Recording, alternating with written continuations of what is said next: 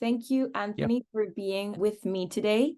So as I was mentioning a while ago, we're doing this Wize Factor sessions with our most prized members because we think that they are making our community greater. They are always supporting us. They have been loyal members, long-standing members, because I noticed that you have been on since 2020, if I recall correctly. That would sound about right.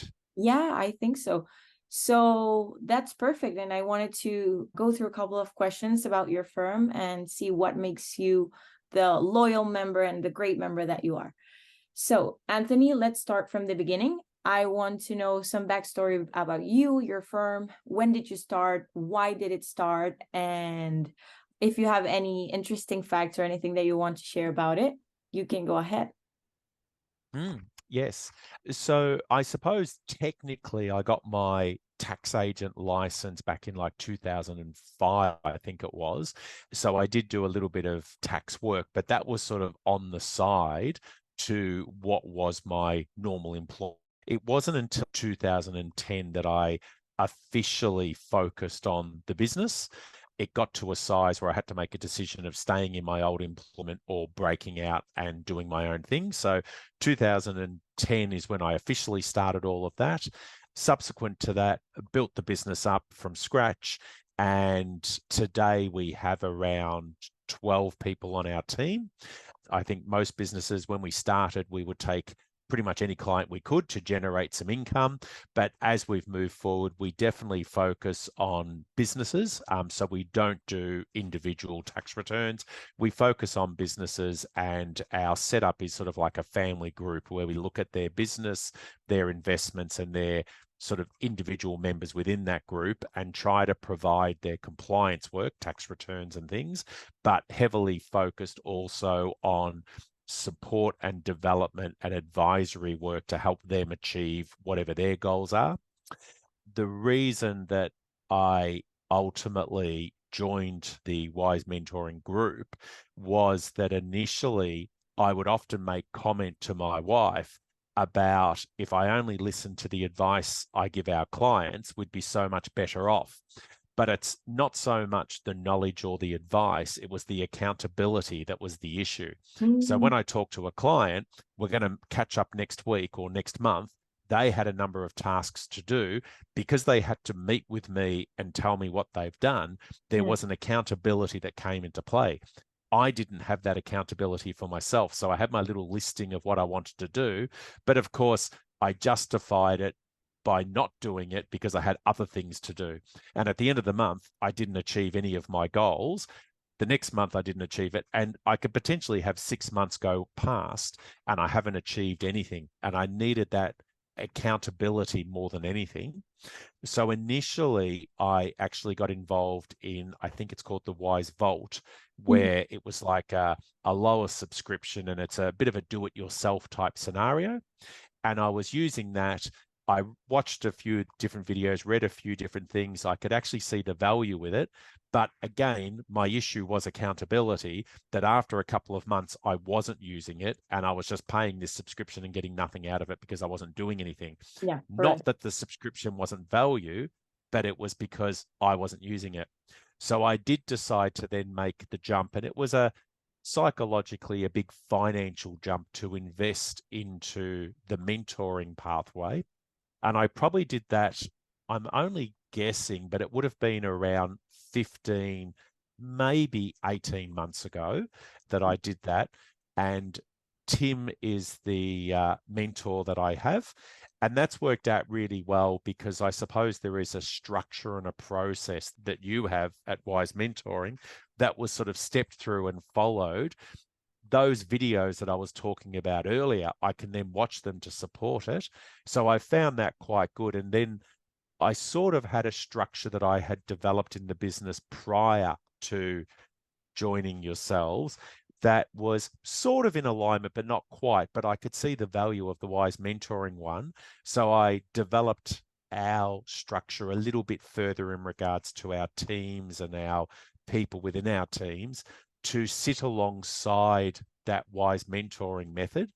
And today, definitely, that's great. We're still working through everything, but what it means is we actually now have a couple of teams of people that look after the client, process all the work, review it, sign it off, do everything, of which I really only do the very last glance before it goes out to the client, just to satisfy myself, because ultimately it's my signature on it.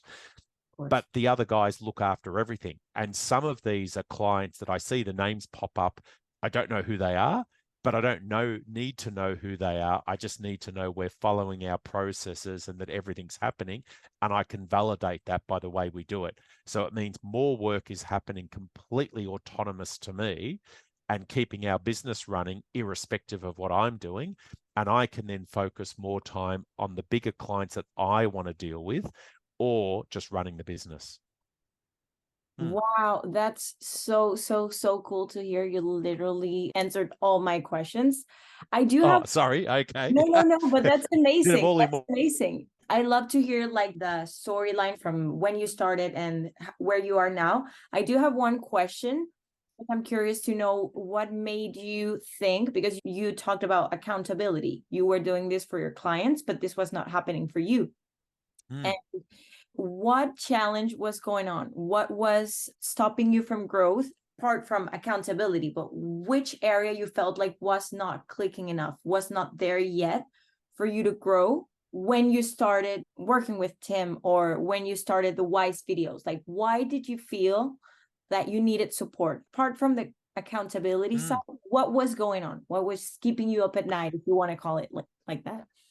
Yeah, I suppose in answering that, I'll take an approach that, and this is for anyone that might listen to this, it's not a question of you not being capable. It's got nothing to do with capability. I started a business from scratch. I didn't buy a practice or buy things. I just went out and found a client, then found another client. So I've started from absolute scratch. We now have 12 people in the team. I want to ease a little bit more pressure on my life from work, but really I'm getting very close to where I want to be and everything's running smoothly. So I consider myself to be quite successful in all of that. Yet I needed assistance. So I'm not saying, I definitely don't think people should look at this as being, I need assistance, so I'm not meeting the expectation. It's got nothing to do with the expectation. It's got to do with getting your goals and how do you do it. So the challenge I had, which I think will be pretty common across the board, is that people will be overwhelmed by work. And that's what happened with me. I was overwhelmed by work. So the accountability aspect was, I had two jobs in front of me. The job of working on the business and dealing with certain things to make it better, and the job of working in the business. And the in the business side was definitely, when I was a little bit smaller, I didn't have an array of team members that I could refer to, or they were more junior, so I couldn't give them certain complexities of work. So that meant that a lot of it fell back on me.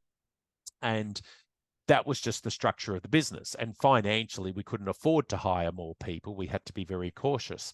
So that just meant I had an overload of work. And the problem that happened was, I would always put the pressures of getting a job out the door so we could get paid over making the business head in the right direction. One of the things that I've heard in many of the Wize mentoring sort of group sessions, where Ed often makes reference to this, is that you're not actually incurring an expense by hiring a new person. You're investing into the business by hiring a new person. So simple words, easy to say, potentially a little bit harder when it comes to the cash flow of a small business. But it's very true that what we're actually doing is we're wearing a bit of a cost today. But if you manage it correctly and you plan for it correctly, literally within a couple of months, you should be generating more income that's compensating you for that person's job that they're doing. And there may be a short-term reduction in your own salary to wear that cost. That might be a requirement. Now that we're 12 people, we're at a point where that's not the case. When I plan to hire someone, I don't have to take a reduction in salary. There might be a little bit of a hit to our cash flow, but I'm able to cater for that. So we've got to that point when, going back when we were sort of 4 people, that was a different scenario. Yeah. But one of the other things that I think popped up that Tim made reference to, and I often refer to it myself, is that and it's a classic saying we often see, is just do one thing a day, just one thing, hand it over to someone, or do it that it removes you from the equation. And it could be minor, but each time we do it, it requires us a little bit of extra effort to do that, because you might have to write an instruction on how to do it. You might have to take someone through it. But if it's a minor thing and you do it every day, what you have to remember is that little bit of effort today is a real pain, and it's an overload on everything else. But what it means is tomorrow, it's no longer part of your day. It's gone. It's a job that's finished, and someone else is looking after it, and someone else is doing it. So if you could do that every single day with just little jobs, what you will find is by the end of the week, that's 5 little jobs that you're no longer looking after. Now, some of the things are just simple things that I look back at now, and I sort of chuckle to myself about the fact that I kept these jobs for so long and doing them so long, just routine. But because of those things that Tim said and kept reminding me, I have been successful in being able to hand them over. And it's to the extent that not only have I handed them over, I actually know nothing about them. I've lost complete understanding because they've got nothing to do with my work. They're just things that I did because I historically did. So from that perspective, I think a lot of it is just recognizing what should I be doing in my role versus what should others be doing, and trying to redirect that work. And that support of someone who's independent, just reminding me that, Anthony, you're still buying milk for the office. Why are you doing that? Anyone can buy milk. And it was just that I suppose I'd always done it, so I just pull into the shop and buy it. I handed that over to someone, which was the easiest task to hand over. And I've never thought about milk again, yet we always have milk in the fridge.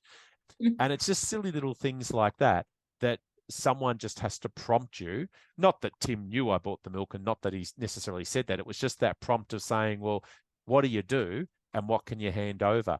So that little bit of feedback every single time just makes me reconsider what value I'm bringing to the bigger picture by me maintaining something versus handing it over.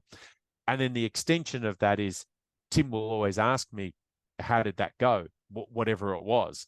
And so next time I know, I have to sort of explain it. And occasionally I have to say to him, look, I haven't looked at it. I haven't dealt with it. It's been a bit of a hard week or month, so I haven't addressed it.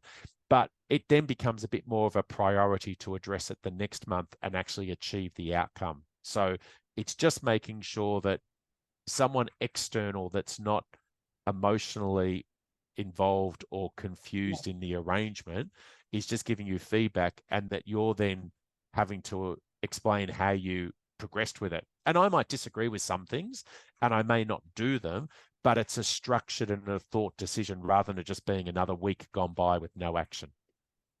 Absolutely. And from what you were sharing now about delegating and doing a minor task today, teaching someone else this minor task, and tomorrow not having to buy the milk, as you said, we always talk about this. This is kind of our big thing here at Wize. We want to help practice owners to withdraw from the business, to step back from their divisions. And some people are on track. Some are kind of scared about it. Some are excited and running towards that. So I wanted to ask you particularly, I think you are very comfortable from what you've been saying, but having a business that runs without you, how does that make you feel? Like, how does that phrase make you feel? Does it make you feel excited, scared, like confident because you have a team now? That's what it sounds, but I'm not going to assume. I just wanted to ask you. Yeah. Look, definitely if we talk about it as of today, excited. I'm not there yet, but I'm significantly progressed in that way from where I was before. When it all first started, it was a run of comments of, oh, I'm going to do this and this is how it'll be and this will be great. But when reality hit and I had to do certain things, there was a hesitation, things over, losing day-to-day visibility of certain things. So again, for anyone that's sort of looking at entering into the Wize system, you've got to remember that it's not an overnight activity and it's not an overnight release of responsibility and all these other things. It does take a little bit of time to build that up. So what happens is, I suppose, have to work alongside your team. So we have a gentleman called Robert in our team. These days, Robert's a senior client manager. So he has his own clients. He has his own sort of sub team that works on those clients and everything. But initially, he was always the senior accountant that was sort of my second in charge and would back me up. But what would happen is we devoted more effort to him coming to meetings with me, working on things. Now, coming to meetings meant that we were duplicating the cost of he and I sitting in a meeting. He was quite expensive compared to a lot of the other team members. So definitely we wore a few costs there. We couldn't pass that on to the client. That was my decision to take him along. But what it meant was when we came back to the office, very quickly, he was able to just start taking over all of the responsibilities behind the scenes. So I didn't have to then sit down with him, go through things, not even get involved in a lot of the things. And some of our clients, which are decent sized clients and might have audit activities that happen later, and they need someone to be heavily involved in understanding it all, it actually got to the point that I wasn't involved in it at all. Robert basically looked after the whole thing.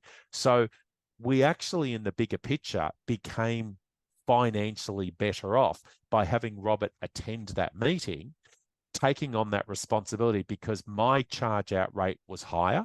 My cost to the business is higher. So I was just involved in the client direct meetings. Robert then took over 90% of the activity outside of that. And the 10% that was left is just where we communicated, touched on some sort of delicate matters, but he looked after the whole thing. It meant that he built confidence himself in dealing with the clients and dealing with the audit issues and other matters.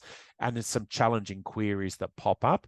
So what resulted as an extension of all of that was I built up confidence in him. And it meant then when he took on his first round of clients direct, they were, as Wize Mentoring sort of group referred to it, you grade your clients from A through to D, A being a strong, positive client that's of a lot of value, D being a client that our D is a client that is not of significant value. And if we were to lose them, it wouldn't be detrimental to us.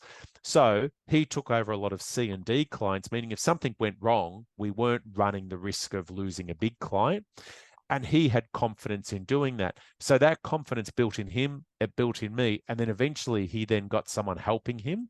And he ultimately broke away and became his own senior client manager. Now, that whole transition was probably over 2 years to get to that point. He's now been running that for a year, and that's been running beautifully. And he's now, just in recent times, even started to highlight things to me that I was commenting to him that I was very impressed with where he's progressed to, because he's now taking a new level of review of a client for both the client's long-term future and our long-term future with that client, and trying to plan things that we might be able to do today that helps the client in the future, helps us, and everyone's sort of getting a better outcome. So that's all worked out, and that's helped us move into that development situation after a number of years of working at it. So now I can back away from pretty much 90% of those clients. And as I said, there's a number of clients that pop up that I've never heard of before that sort of catch me by surprise because I don't know who they are. But then I think about it and I think, well, Robert does, and I don't need to know who they are. He's achieving it. So those goals of being more autonomous and not having to work in the business much is definitely more real and more, I suppose, palatable or accepting now. So it's a progression.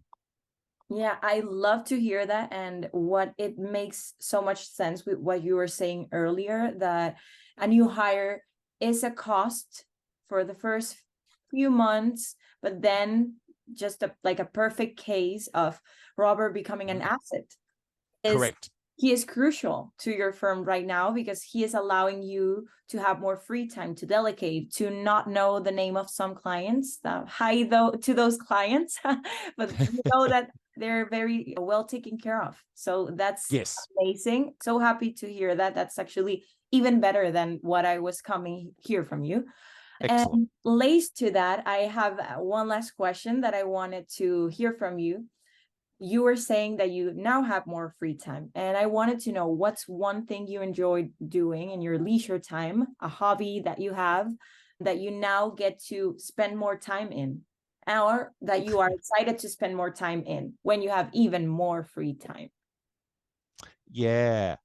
I think like a lot of businesses, we got to the point where post-COVID, actually during COVID and post-COVID, our workflow shot up significantly and became overwhelming. And I suppose being the owner, the buck stops with me. And I absorbed as much of that as I could. So it actually meant that Monday to Friday, my hours became longer. At the moment, they're definitely better, but they're still longer than preferred.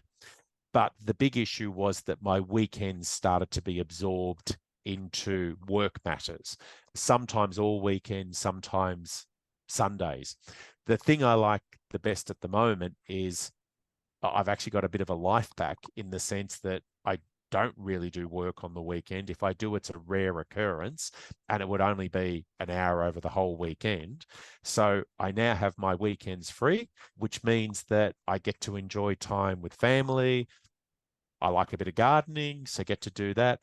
It's just starting to warm up here with spring starting, and there's lovely sunshine. So I get to go out, walk the dogs, enjoy the sunshine. So just the sense of freedom in being able to do things rather than effectively being locked up on my computer or in the work is wonderful. And it also mentally makes my Monday to Friday easier to do because I've actually got the benefit of the weekend, when before there was no distinction and it was just another day, 7 days a week you were doing things. So it was exhausting.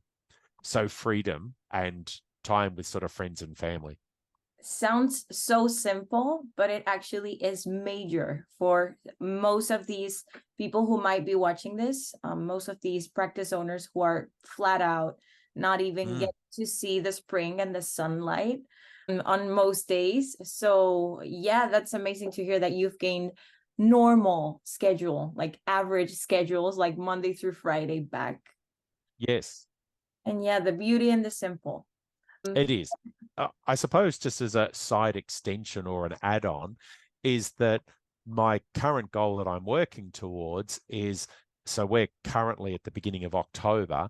The Yeah. goal is by end of December, so the end of the year, to actually be in a point where I want to reduce myself from doing a standard 10-day fortnight at standard hours down to doing a 9-day fortnight. So I'm actually looking at recouping more personal time than normal. So not just bringing it into being normal, but actually starting to get more out of it.